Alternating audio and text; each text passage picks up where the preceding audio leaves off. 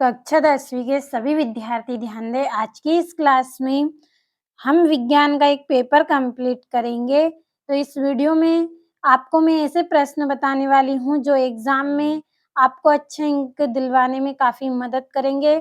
काफ़ी ऐसे important question आपको इस वीडियो में मैं बताने वाली हूँ, जिनको अगर आप अच्छे से कंप्लीट करेंगे तो आप 60 अंक अच्छे से प्राप्त कर सकते हैं। तो पूरा वीडियो लास्ट तक आप ज़रूर देखें। चलिए बिना किसी देरी के हम वीडियो को स्टार्ट कर लेते हैं। तो ये आपका पहला प्रश्न, सही विकल्प चुनकर लिखिए। तो पहला है, खाद्य पदार्थों का कार्बन डाइऑक्साइड और पानी में टूटना किस प्रकार की अभिक्रिया है? तो ये अभिक्रिया कौन-सी है? ऊष्मा-शोषी अभिक्रिया। तो आ नंबर वाला आपका राइट है। दूसरा प्रश्न आपका यहाँ पे आपको एक अभिक्रिया दी गई है, तो यह कौन-सी अभिक्रिया है? तो यह विस्थापन अभिक्रिया है। तीसरा है आपका, किसी रासायनिक अभिक्रिया में भाग लेने वाले पदार्थ कहलाते हैं, तो क्या कहलाते हैं? अभिकारक। चौथा है आपका, H2 का योग एवं O2 का ह्रास कहलाता है, तो क्या कहलाता है? अपचयन अभिक्रिया कहलाता है। पांचवा आपका, टूटी हड्डियों को जोड़ने के लिए प्लास्टर चढ़ाते समय किस पदार्थ का उपयोग किया जाता है? तो किसका किया जाता है? प्लास्टर ऑफ पेरिस का। छठा प्रश्न है, दही में पाए जाने वाला अम्ल है, तो दही में कौन सा अम्ल पाया जाता है? लैक्टिक अम्ल पाया जाता है। तो अच्छे से आपको पूरे प्रश्नों का अच्छे से स्क्रीनशॉट लेना है और अच्छे से कंप्लीट कर लेना है।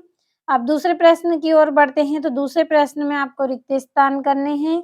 तो पहला रिक्त स्थान है आपका, मानव शरीर में ऑक्सीजन परिवहन के लिए उत्तरदायी वर्णक डैश होता है, तो इसका आंसर आएगा आपका हीमोग्लोबिन। तो हम यहाँ पे इसको भर लेंगे, हीमोग्लोबिन।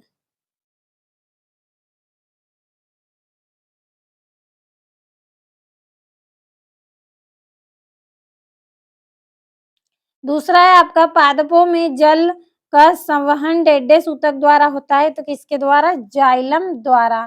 तो यहाँ पे भर लेंगे जाइलम। अगला है, कपाल तंत्रिकाओं और मेरु तंत्रिकाओं से मिलकर डैश तंत्रिका तंत्र का निर्माण होता है, तो इसका आंसर आपको कंप्लीट कर लेना है।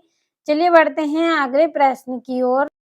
चौथा है आपका, अग्नाशय से निकलने वाले प्रोटीन पाचक विकार का नाम डैश है, तो क्या नाम है इसका? ट्रिप्सन।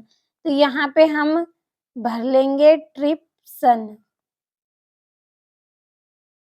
पांचवा है आपका, मनुष्य में प्रत्यावर्ती क्रिया का केंद्र डैश होता है, तो कौन सा होता है? मेरु रज्जु। तो यहाँ पे हम भर लेंगे मेरु रज्जु। छठा है, मनुष्य के मस्तिष्क में सोचने वाला भाग डैश होता है, तो इसका आंसर आएगा आपका प्रमस्तिष्क। तो यहाँ पे हम भर लेंगे प्रमस्तिष्क। तो अच्छे से आप कंप्लीट कर लें। बहुत ही इम्पोर्टेंट क्वेश्चन आपको मैं बता रही हूँ इस वीडियो में। और तीसरा प्रश्न आपका एक वाक्य में उत्तर है। तो पहला है, चांदी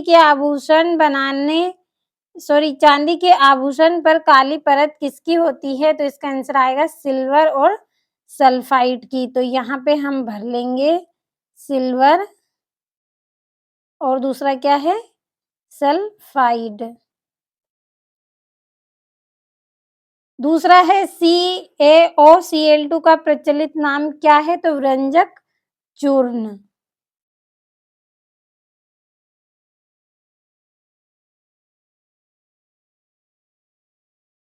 तीसरा है, किस धमनी में विऑक्सीजनीकृत रुधिर प्रवाहित होता है? तो इसका आंसर आएगा आपका महाधमनी।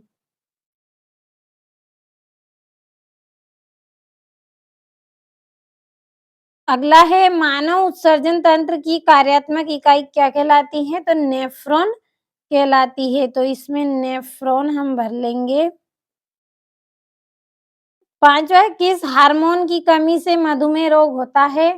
तो इसका आंसर आएगा आपका इंसुलिन हार्मोन। तो यहाँ पे हम इंसुलिन भर लेंगे।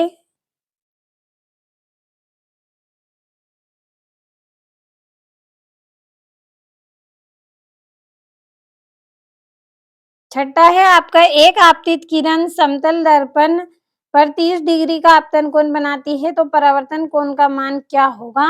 तो इसका आंसर आएगा आपका 30 डिग्री। तो अच्छे से आपको पूरा कंप्लीट कर लेना है और देखिए समय बचाना है आपका, इसलिए मैंने जोड़ियों को कंप्लीट कर दिया है। जल्दी से पढ़ लेते हैं। तो पहला है नेत्र रोग, तो इसकी जोड़ी आएगी धुंधला दिखना। दूसरा है तारों का टिमटिमाना, तो क्या है? एक वायुमंडलीय अपवर्तन है। और तीसरा है उत्तल लेंस, तो उत्तल लेंस कैसा होता है? बीच में मोटा तथा किनारों पर पतला। और चौथा है डायप्टर, तो इसकी रहेगी लेंस की क्षमता। और एक सरल रेखी पथ, तो इसकी जोड़ी रहेगी प्रकाश किरण। और स्पेक्ट्रम क्या है? इंद्रधनुष। तो कंप्लीट कर लें। और पांचवा प्रश्न आपका सत्य असत्य है, तो आप इनके आंसरों को कंप्लीट अच्छे से कर लें। और ये छठा प्रश्न है, श्वसन को ऊष्माक्षेपी अभिक्रिया क्यों कहते हैं?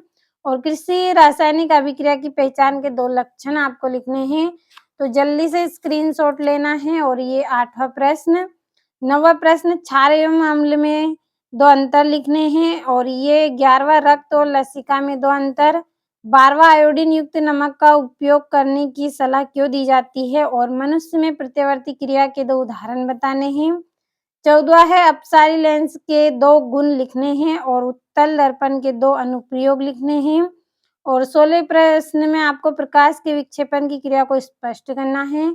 और 17वें प्रश्न में वियोजन अभिक्रिया किसे कहते हैं और भौतिक परिवर्तन किसे कहते हैं? तो कंप्लीट अच्छे से कर लें। और ये आपका 18वां, रेडॉक्स अभिक्रिया क्या है? रासायनिक समीकरण लिखकर उपचयन एवं अपचयन अभिक्रिया को दर्शाइए। और 19वां, वायवीय और अवायवीय श्वसन में 3 अंतर। और ये आपका 20वां है। और 21वें प्रश्न में धावन सोडा एवं बेकिंग सोडा के 2-2 उपयोग करने हैं। और मानव मस्तिष्क का नामांकित चित्र आपको बनाना है। और ये 23वां प्रश्न है। तो अच्छे से स्क्रीनशॉट लें पूरे प्रश्नों का और अच्छे से कंप्लीट कर लें।